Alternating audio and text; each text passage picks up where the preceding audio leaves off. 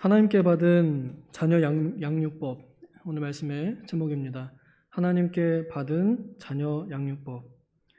요즘 그 창세기에 나온 아브라함의 인생을 보면서 어떻게 육신적으로도 잘 살고 또 영적으로도 잘 살고 그리고 또 어떻게 잘 죽을까 하는 그 삶의 모범을 배우고 있는 중에 이 내용을 쭉 이어가는 중에 읽다가 나온 이 하갈과 이스마엘의 이야기입니다. 오랜만에 자녀 양육에 대한 내용을 함께 다루게 됐는데요. 하갈이 원래는 노예 신분으로 있다가 그 여주인 사라의 권유로 아브람, 자기의 주인이죠. 아브라함에게 들어가서 임신을 하게 됩니다. 그 여주인 대신에 임신을 하게 됐는데 그걸 보고서 이제 기고만장해서 그 여주인을 멸시합니다. 바른 성경 기준으로 멸시합니다. 그래서 그 여주인에게 학대를 당합니다. 그래서 이 하갈이 그 여주인님의 학대에 못 이겨 도망 나갑니다. 그때 광야로 도망을 나갔었는데요. 그때 하나님께서 그 하갈을 붙잡아다가 달래시고 다시 돌아오게 하셨습니다. 그때 약속하신 것이 너가 아들을 낳을 것이고 그 아들을 내가 큰 민족이 되게 할 것이다. 그 아들의 이름을 이스마엘이라 불러라. 그리고 가서 너의 여주인에게 복종해라 하고 이렇게 하나님께서 하갈에게 말씀하시고 아들의 이름을 주시고 달래셔서 다시 집으로 돌아오게 하셨습니다. 하갈은 이미 자기가 낳은 아들이 위대하게 크게 될 인물임을 하나님께 약속을 받았었습니다. 그런데 시간이 지나고 나서 하나님께서 약속하신 아들, 아브라함에게 약속하신 아들 이삭이 태어나고서는 이제 이 이스마엘과 하갈의 처지가 좀 난감하게 되었던 것 같습니다. 그래서 이 이스마엘 아들이 나이가 좀 많아요. 한 18 이 정도 됐을 때 한 3, 4살 되는 그런 어린 이삭을 조롱합니다. 막 놀리고 괴롭힙니다. 이 모습을 본 여주인 사라가 이 이스마엘을 그리고 그 어미 하갈을 아무 재산도 주지 말고 내쫓으십시오라고 이렇게 그 아브라함에게 요청합니다. 아브라함이 굉장한 고심 끝에 하나님의 답을 받아서 내쫓아라 하는 답을 받았습니다. 전에는 하갈을 돌려오게 하신 하나님께서 이번에는 그 하갈과 이스마엘을 내보내라 하고 이렇게 명령하셨습니다. 그래서 이 아브라함은 정말 그래도 자기의 자식이기 때문에 내보내기 어렵지만은 그래도 하나님께서 약속하신 것을 믿었고 그래서 그 어미 하갈과 이스마엘을 광야로 내보냅니다. 지금 이 상황이 굉장히 받아들이기 어려운 상황이에요. 사실 아브라함 입장에서는 그냥 좀 혼내가지고 이스마엘 네가 야 나이도 먹고 그랬으면 철 좀 들고 애를 잘 보살펴야지 왜 괴롭혀? 이렇게 몇 마디 훈계하고 그냥 넘어가도 될 일을 하나님께서는 내보내라고 말씀하십니다. 이것이 하나님의 뜻이었습니다. 그래서 쫓겨난 이 하갈과 이스마엘의 처지가 굉장히 처량했습니다. 아무런 재산도 받지 못하고 그저 잠깐 먹을 이 양식과 그 가족 부대만 가지고 밖으로 쫓겨납니다. 광야를 이제 걸어서 돌아다닙니다. 그러다가 가지고 있던 이 양식마저 다 바닥에 나고 이제 그 물주머니 가죽 부대에도 더 이상 물이 나오지 않습니다. 이제 더 이상 인간적으로 살 수 있는 환경이 아니었고 살 수 있는 방법이 눈에 보이지 않게 되었습니다. 그래서 하갈은 이제 좌절에 빠졌습니다. 하나님이 그 오래전에 한 10몇 년 전에 주셨던 그 약속 싸그리 다 잊어버리고 지금 당장에 비어있는 주머니, 지금 울고 있는 이 아이, 배고파 또 절망에 두려워서 울고 있는 이 아이를 보면서 그 어미의 마음이 얼마나 아팠을까. 그런데 지금 자신도 아무것도 해줄 게 없는 상황입니다. 그래서 그냥 이제 삶을 포기한 거예요. 저 아이도 이제 죽을 것이고 나도 이제 죽을 것인데 이 아이가 내 곁에서 죽는 것을 내가 못 보겠다. 그래서 애야 저 멀리 가서 거기에 앉아 있으렴. 이렇게 하고 서로 이렇게 마주 보면서 서로가 죽는 걸 바라보는 그런 광경이 그려집니다. 이때 저 하늘에서 하나님의 말씀이 내려왔습니다. 오늘 이 말씀을 받은 사람은 하갈이지만 그러나 이 하나님의 말씀은 여전히 모든 사람들에게 의로 교육하기에 유익하다는 것을 우리가 알고 있습니다. 그래서 이 말씀이 꼭 신자, 불신자를 구분하지 않는다 하더라도 자녀를 잘 양육하는 하나의 기준이 될 수 있고, 또 특히 믿지 않는 자들에게 적용되는 이 말씀이 믿는 자들인 우리에게는 얼마나 더 유익하게 적용될 수 있을 것인가를 우리는 받아들일 수 있습니다. 하늘에서 음성이 내려옵니다. 이 아이의 울음소리를 내가 들었느니라. 이스마엘의 이름이 하나님께서 들으셨다, 그런 뜻인데요. 내가 이 아이의 울음을 들었다. 하나님께서는 아이의 울음을 들으시는, 귀 기르시는 분이십니다. 그때 이제 그 어머니 하갈에게 몇 가지 당부를 합니다. 이것이 양육법인데요. 먼저는 두려워하지 말라는 것입니다. 지금 이 어머니 하갈은, 또 자녀 이스마엘은 두려움에 휘어잡혀 있습니다. 죽음에 대한 두려움입니다. 지금 당장 먹고 살 돈이 하나도 없습니다. 주변에 뭐 뜯어먹을 풀이나 양식 이런 거 전혀 보이지 않습니다. 그저 지금 당장 눈앞에 보이는 것이 죽음입니다. 그 죽음의 두려움 앞에 그 막막함, 그리고 또 버려짐에 대한 상처, 이런 것들에 그냥 가득 눌려 있어서 절망감에 푹 빠져 있는 상태입니다. 분명히 하나님의 약속이 있었음에도 그 약속이 전혀 보이지 않고 그런 상태입니다. 그런 상태에 있는 이 어머니 하갈에게 하나님께서는 두려워하지 마라 하고 먼저 그의 마음에 용기를 주십니다. 우리 모든 어머님들은 다 강하십니다. 마음을 강하게 두려워하지 않는 것, 이것이 자녀를 양육하는 데 있어서 부모가 가져야 할 첫 번째 마음가짐일 것입니다.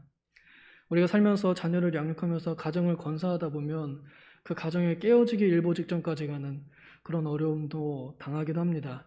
그러나 그때 부모님이 흔들리게 되면 자녀들은 정말 마음 뜰 곳이 없습니다. 저희 어렸을 때에도 굉장히 힘들었지만 저희 어머님이 흔들리지 않았습니다. 어떤 일이 있을 때 기도하자 하고 이렇게 했지, 너네 이제 집 떠날 준비해라, 이런 말씀 안 하셨습니다. 하나님께서 지키실 것이다 하고 흔들리지 않는 모습, 강한 모습을 보여주는 것, 이 아이의 목소리를 들으셨기 때문에 이제 하나님께서 일하실 것입니다. 그것을 믿는 자세, 우리의 생명의 근원이 되는 마음을 지키는 것, 이것이 첫 번째였습니다. 그 다음에 우리 18절, 21장 18절 이건 같이 한번 읽겠습니다. 시작. 일어나 아이를 일으켜 내 손으로 붙들라. 그가 큰 민족을 이루게 하리라 하시니라. 하나님께서 여기서 이제 몇 가지 그 교훈을 주시는데요. 먼저는 일어나라 하는 것입니다. 어머니, 아버지, 부모인 네가 먼저 일어나라 하는 것입니다. 지금 하갈은 일어날 힘이 없습니다. 완전히 좌절에 찌들어 있고 죽음의 두려움에 휩싸여 있습니다. 그러나 하나님께서 말씀하시기를 두려워하지 말라 하셨고 일어나라 하셨기 때문에 먼저 일어나야 됩니다. 부모님들이 먼저 일어나는 그런 힘을 가져야 할 것입니다. 특히나 하나님께서 일어나라 하실 때는 그 사람이 힘이 있어서 일어나라 하는 것이 아닙니다. 우리 다 아시다시피 베드로가 안진뱅이를 일으킬 때 그냥 나는 돈도 없지만 나사렛 예수의 이름으로 명하노니 일어나라 했더니 이 사람이 그냥 일어났습니다. 그냥 이렇게 하나님의 명령 앞에 그냥 일어나는 것입니다. 지금 뭐 환경을 바라보면은 전혀 일어날 수 없는, 도무지 설 수 없는 그런 상황 속에서도 일어나라는 것입니다. 부모가 먼저 일어나야, 그래야 그 다음에 자녀들을 일으킬 수 있기 때문입니다. 이것이 순서입니다. 그 다음엔 아이를 일으켜라고 이렇게 명령하십니다. 지금 같이 있는 이 이스마엘은 나이가, 여기서는 아이라고 표현되어 있지만 청년이라는 의미도 있습니다. 나이가 제가 볼 때 이제 청소년 정도, 그 정도 되는, 어느 정도 살인 분별되는 아이입니다. 그래서 지금 너무 어리지 않아서 아이가 울고 있는 이유가 자기가 생각하기에도 지금 이 상태로 가면은 엄마랑 나랑 죽을 게 뻔하다 하는 그 두려움 속에 울고 있는 그 아이입니다. 그 아이의 그 수준을 맞춰주고 그 맞춤 교육으로 아이를 일으키라 하는 것입니다. 아이가 아이인 것을, 우리 아이가 내 자녀가 사춘기이면 사춘기인 것을, 내 자녀가 청년이면 청년인 것을, 그것을 인식하고 그에 맞게 일으켜 주어야 합니다. 한참 어린 꼬마에게 청년이 할 수 있는 일을 요구한다거나 그래서는 안 되겠죠. 물론 그러시는 부분들은 없습니다. 특히 또 이 아이의 그 성품과 성향에 맞게 우리가 일으켜 주어야 할 것입니다. 여기에 그 아이를 일으키다 할 때 아이를 세워준다 하는 그런 표현으로 우리가 받아들이면 좀 더 좋겠습니다. 특별히 우리 부모님들께서는 자녀들을 세우는 말을 많이 해주시면 좋겠습니다. 우리 자녀들에게 있어서 부모님의 말 한마디는요, 하나님의 말씀보다 더 강력하게 역사합니다. 제가 어릴 적부터 자라오면서 부모님들의 말씀을 통해서 망가지는 아이들을 많이 봤습니다. 교회에서는요, 열심히 설교자, 선생님들이나 전도사님이나 목사님이 열심히 설교하면서 그때는 이 아이들이 막 울고 감동하고 열심히 할게요 이러다가도 집에 가서 엄마 아빠한테 한번 호되게 당하면요, 애들이 힘을 못 씁니다. 설교하는 것보다 부모님들 한마디가 훨씬 큽니다. 그런데 우리는 우리 자녀들의 마음을 말로 너무 세게 때리고 죽이고 있습니다. 그들을 우리가 세워줘야 되는데 우리 부모님들의 말이 우리 자녀를 세우지 못합니다. 그저 내가 화난다고 말 안 듣는 놈, 그런 한마디 말들이 평생 갑니다. 저도 제 어머니께 받은 상처 아직 남아있습니다. 이거 풀리지 않습니다. 어려울 때만 되면 맞아, 엄마가 나한테 했던 그 놈이란 말이 참 맞는 말이야 이러면서 저를 다시 나락으로 끌고 내려갑니다. 이 한마디 말이 자녀를 세울 수도 있고 엎어뜨릴 수도 있습니다. 어떤 분은 돌아가시면서 너는 훌륭하게 될 것이다 하는 유언을 남기면서 돌아가셨다고. 그래서 그분이 그 말 한마디에 지금도 훌륭하게 살고 계십니다. 부모의 말 한마디가 자녀를 세워줘야 할 것입니다.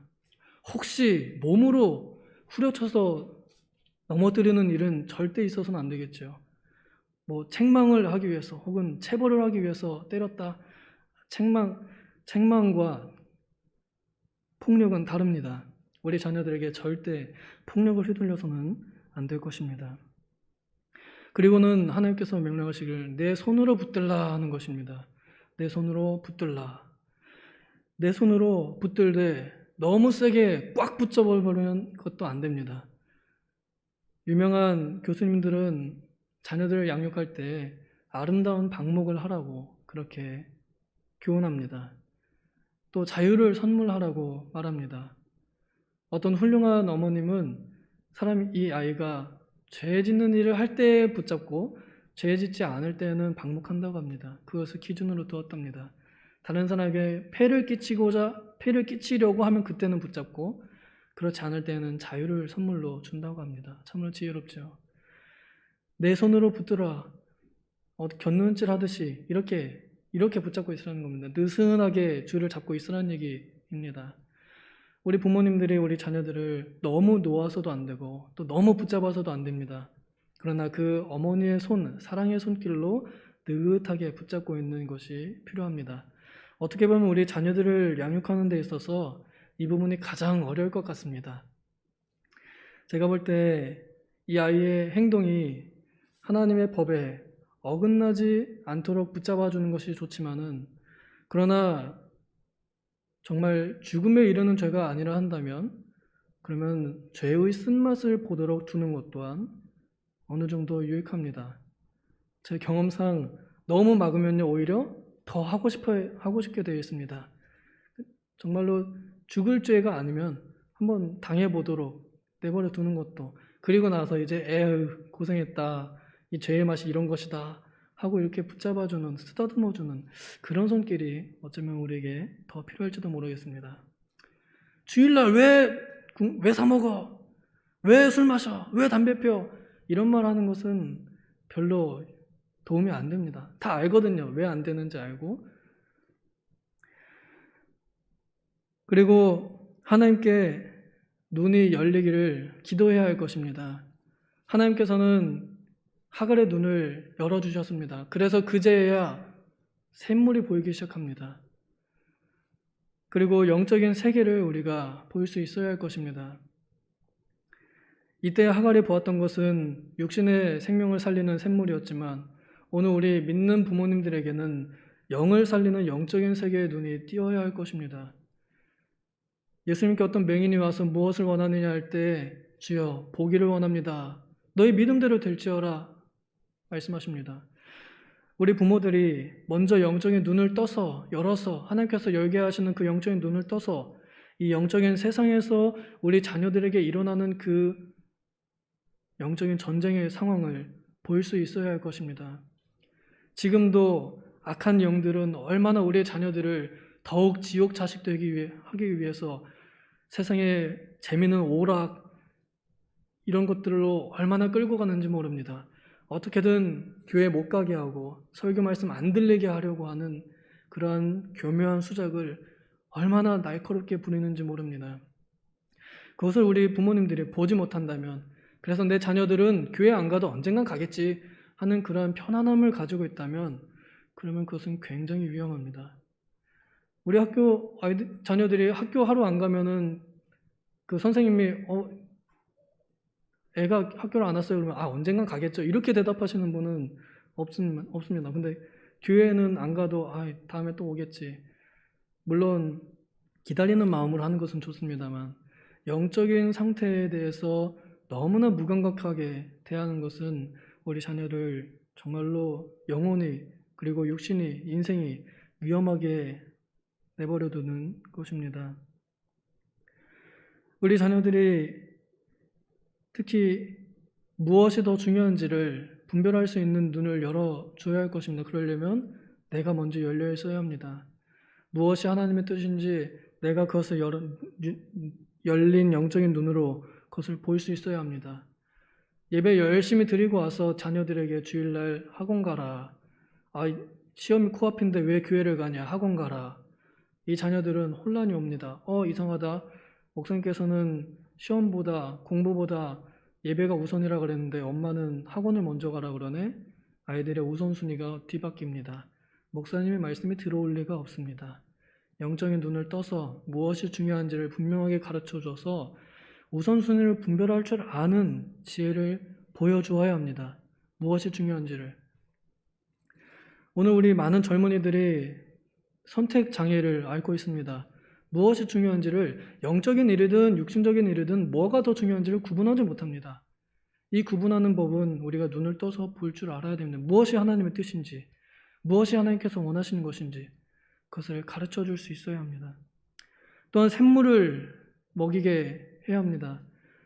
여기서 하갈이 먹인 샘물은 진짜로 육신의 생명을 살리는 샘물이었지만 우리가 먹이는 샘물은 육신의 샘물, 육신의 양식뿐 아니라 영적인 양식도 먹도록 해야 할 것입니다. 우리 자녀들이 성경을 읽도록 해야 합니다. 영의 양식을.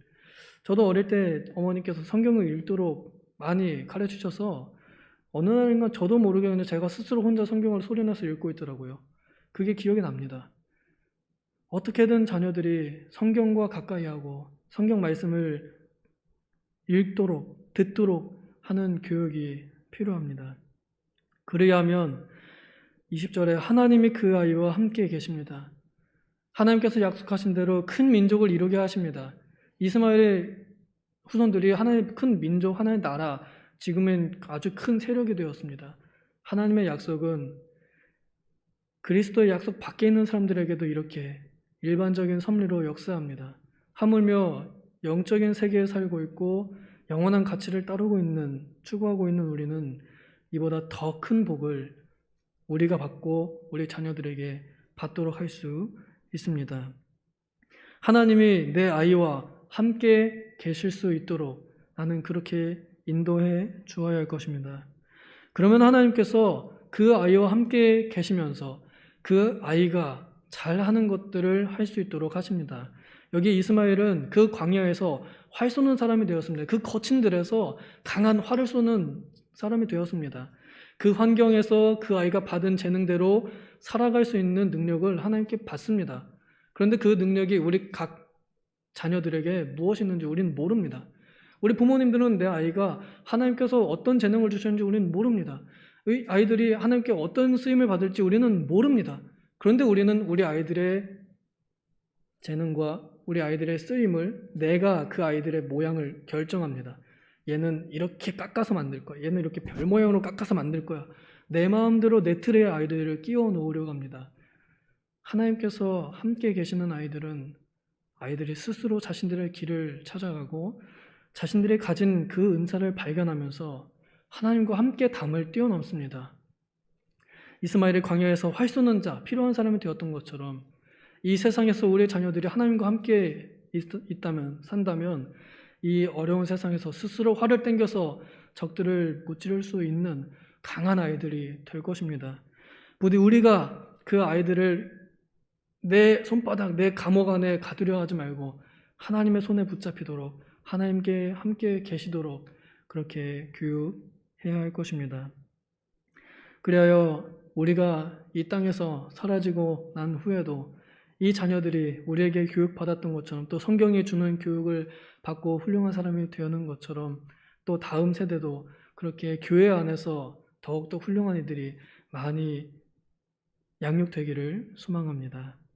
기도하겠습니다. 하나님 아버지, 이 세계는 점점 더 죄악으로 치달아 가고 있습니다. 그러나 곳곳에 숨겨진 하나님의 사람들이 있어서 그들이 준비된 대로 그들이 받은 능력으로 이 세상의 죄와 마귀에 대항하여 싸울 줄 아는 강력한 용사들로 살아가고 있습니다. 오늘 우리 도봉 장로교회에도 많은 육신적인 자녀들과 영적인 자녀들이 있사오니 육신의 부모된 우리와 또 영적인 부모된 교사들이 하나님께서 주신 이 양육법을 교훈받으며 우리 스스로 먼저 강하게 하고 일어서고 자녀들을 일으키고 말로 세우고 그들을 지혜롭게 붙잡으며 하나님께 의탁하고 생명의 말씀을 먹이는 자들 다 되게 하여 주시옵소서.